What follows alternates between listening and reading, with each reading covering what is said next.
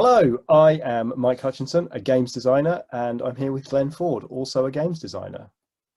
I would like to find out more about your game Song of Tales, Glenn, and hopefully the people who are watching this video will also find out more about Song of Tales as we talk. Okay, Glenn, Mike. tell me more. Tell me more about Song of Tales, which I believe will be game number 3 from Glenn Ford. Is that correct?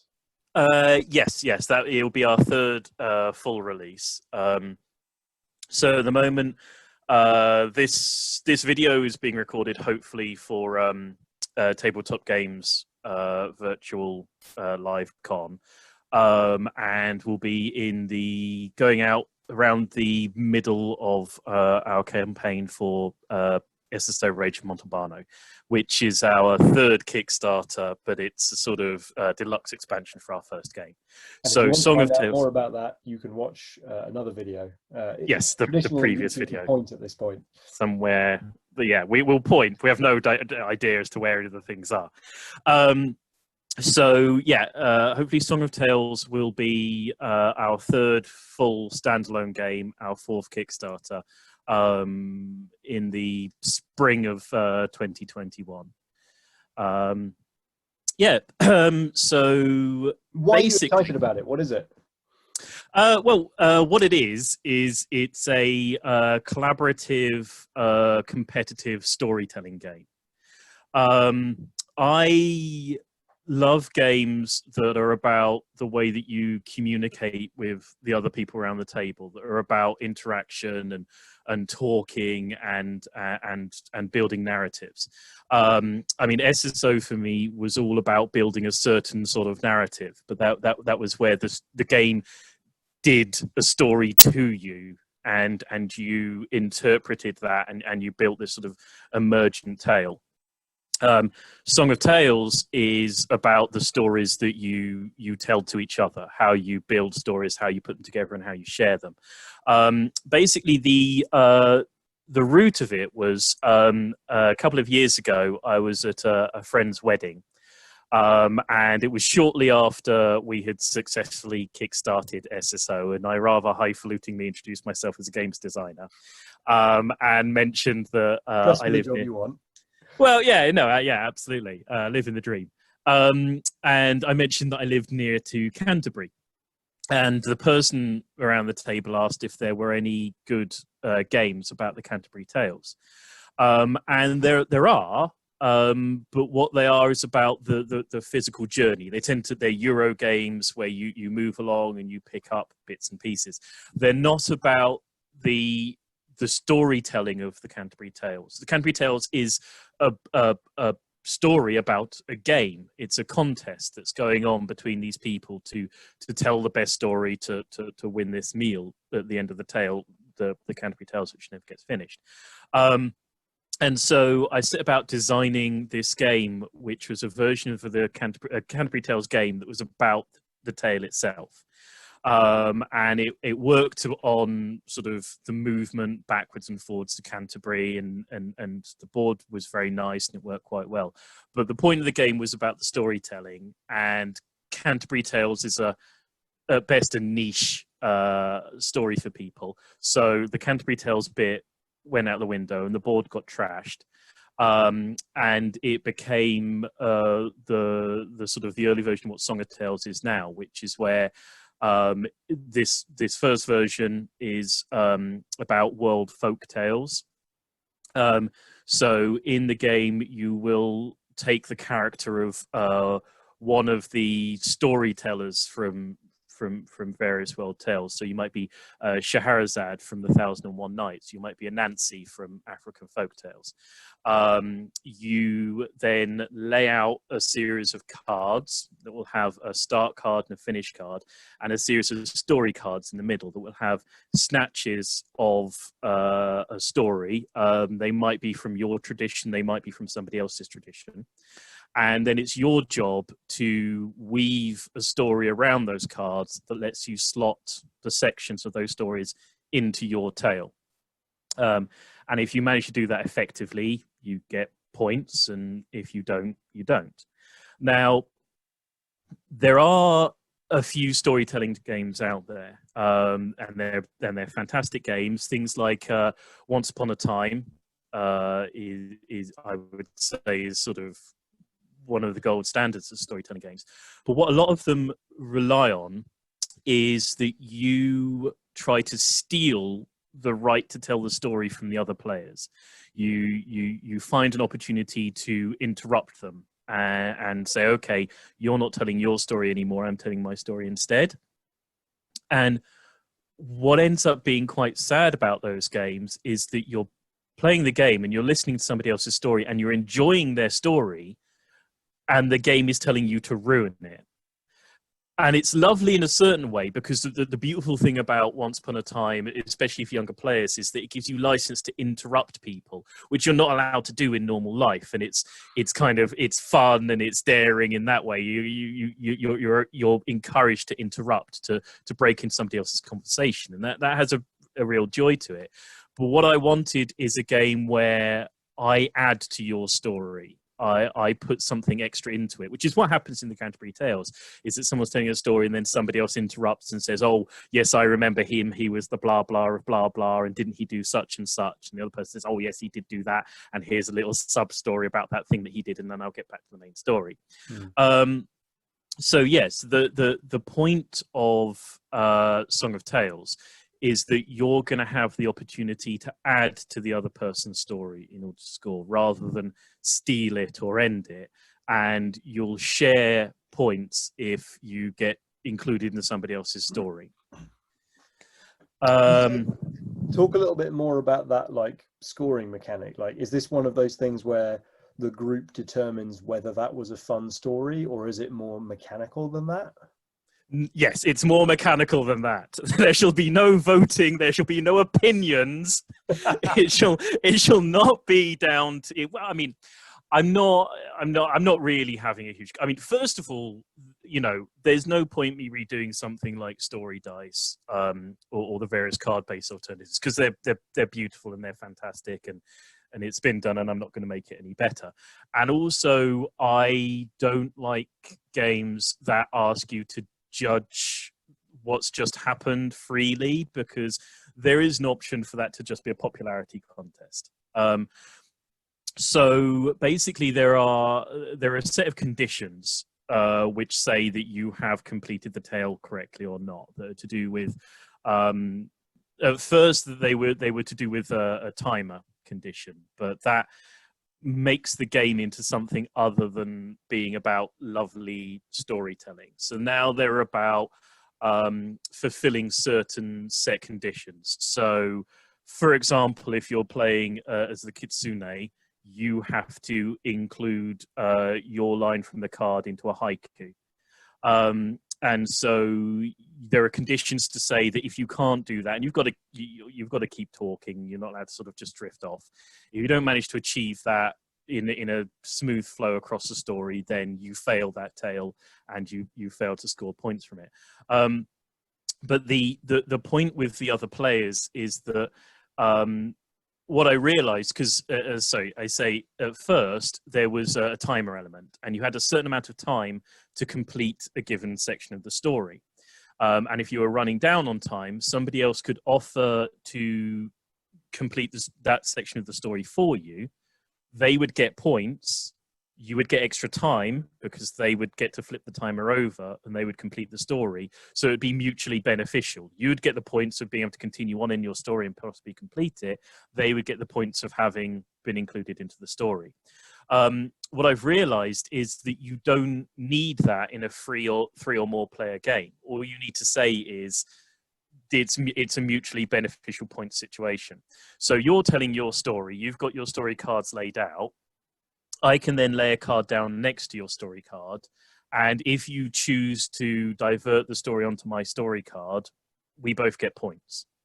And so it ends up being more of more like a negotiation game, more like a game where we can have a mutually beneficial deal.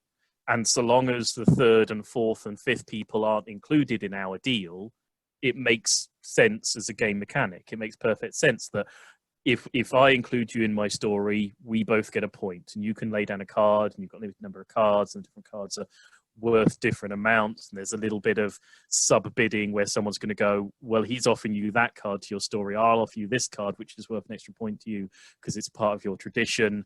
And then there's a little bit of negotiation and a little bit of bluffing going on there, and then someone gets picked to be involved into the story. They broaden the story out a little bit, they get points, you get points. They also give you a breather from having to run the story through from end to end, so there's an extra beneficial part from it. And when they've completed their section of the story, you return back to their story, you tie in what they've said to the story, it all becomes a beautiful sort of weaved thing.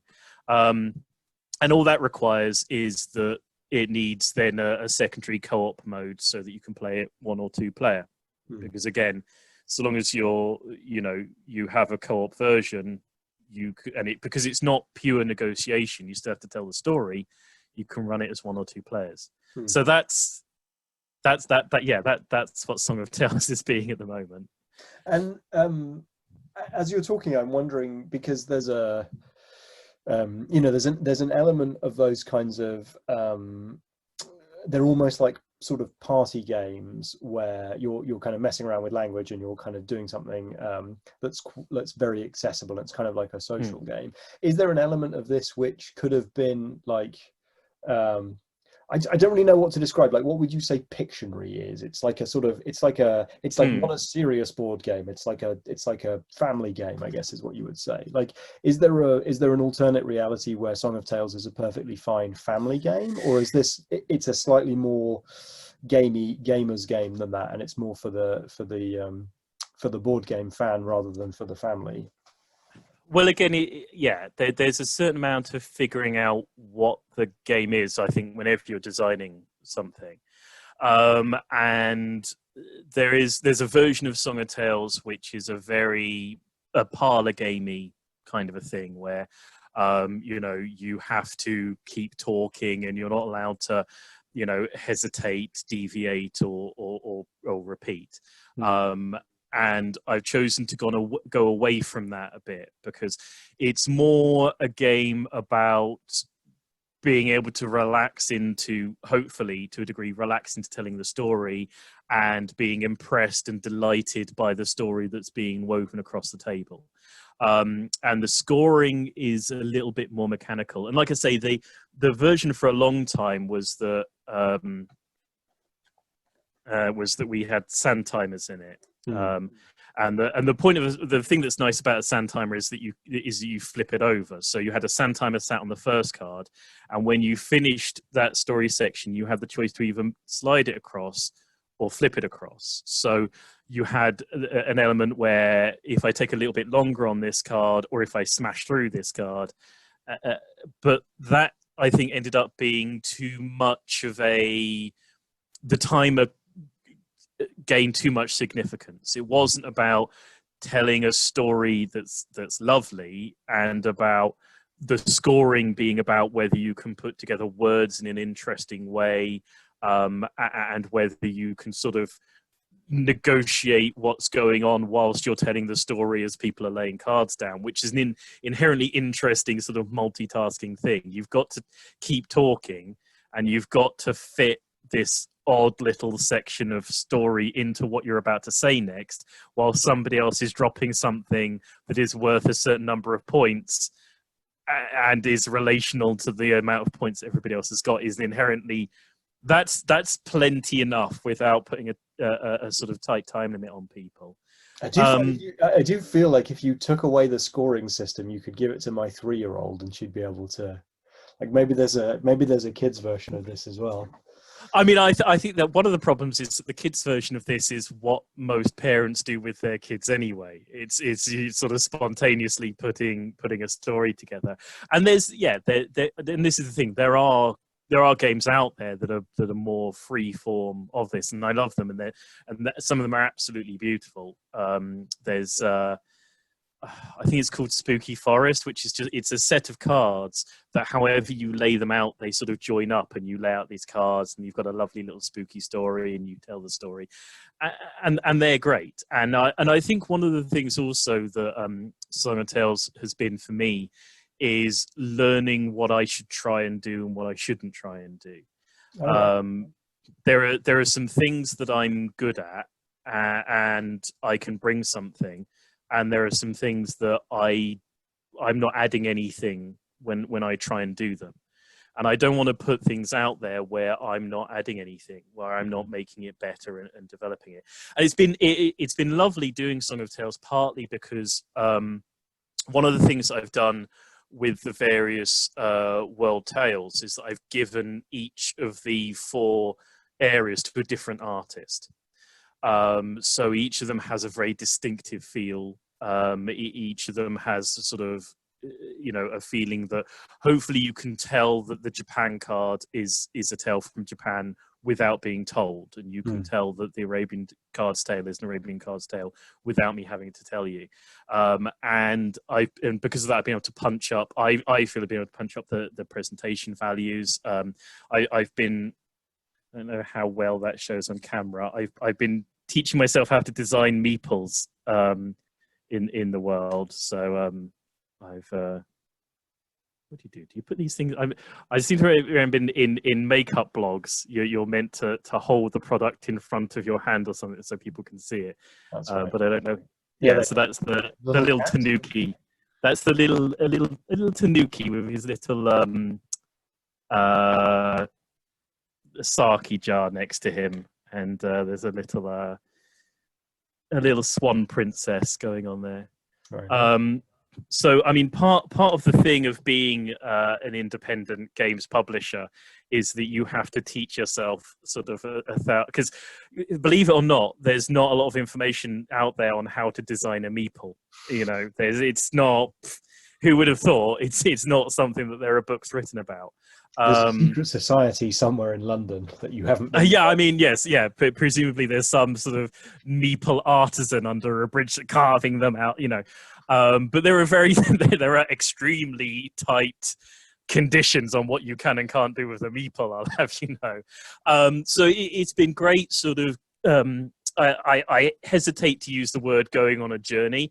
But it's been great sort of investigating different artworks, different artists, punching up the production value, trying to do something that has a more delightful feel to it each time that I put a game out. So yeah, I've been very much enjoying designing the feel of Song of Tales, as well as the mechanics and the actual game of it. Cool. Well, it sounds very lovely. Speaking of putting something out, when are you planning to put this out? So I'm hoping for an April 2021 date for the Kickstarter. I think I was saying to you just before we started recording, it's an inherently group-orientated game. So we might see where the world is in relation to COVID, and whether or not it becomes a good idea to knock it back. But yeah, April, spring 2021 is very much when I would hope to be putting up on Kickstarter. One of the things about moving it through to a general Song of Tales rather than the Canterbury Tales version is that it should be fairly simple to slot in a horror version or a sci-fi version. So we might see a Lovecraft expansion at some point. So there, you've described them as like 4 regions that you do. So are those essentially 4 little sort of packs or decks of cards, and so you could extend with multiple additional ones of those? So essentially, there are 4 regions in the base set, which are Japan, Europe, Africa, and Arabia. You pick one of 2 characters from their traditions that have asymmetric abilities within the game, and they have ways of putting words together and words to use that are from their tradition. So as I say, if you put your phrase together into a haiku with the kitsune, if you use kennings when you're using the Swan Princess, and if you have throwing Scotch dialect words during the Grimm's fairy tales sections, you get additional points. And then there are a set of cards which are sections from the fairy tales of those traditions. So the cards that are of the European tradition will be about being cursed and transformed, and so you'll have to fit in a card that says, you know, they were cursed in this way into your story. So then you have to explain what the curse is and who was cursing them and why. Whereas the Arabian Tales sections are more about adventures in strange lands and peculiar creatures and such like. And so to slot those out and extend it, it's a question of an additional storyteller like a Lovecraft who wants you to use words like Ragos and, you know, chthonic, and a series of story cards that would have little passages from stories that would be inherently Lovecraftian or inherently Poe-like. And part of me definitely wants to see the version where you shuffle those together and you have to break off from a story about a swan princess to say something about Starspawn and flying polyps. But we'll see if Well, we get. I also feel like Kickstarter very much wants you to do an alternate version, which is like H.P. Lovecraft, Robert E. Howard, Dunsany, and Chambers or something. And Yes, yeah. I mean, yeah. I'm sorry, it's just Kickstarter demands you do that. It's not Yeah, me. I mean, I don't yes. want that. Yes, I mean, one of the things, again, about learning the ways of Kickstarter is that I wanted to do something where I could commission a whole load of really just pretty art, really eye-catching, beautiful artwork. And again, I've been very lucky with the people that I've hunted down across the internet to do that. And I think I want to do a Lovecraft. You know, I want to do a horror version of it one day, and if it does well, you know, we will do. But I want to be as inclusive as possible at first. I love Lovecraft. You know, Kickstarter loves Lovecraft, but I wanted the game at first to be for everybody. Yeah, have a bit of a broader appeal. Yeah, very much. Makes so. sense. Fantastic. Right. Well, thanks for chatting to me about No Song of Tales coming in spring 2021. Best of luck with that. And Thank you very much. it's been great chatting. Yep. Thank you very much. See you guys soon. Bye bye.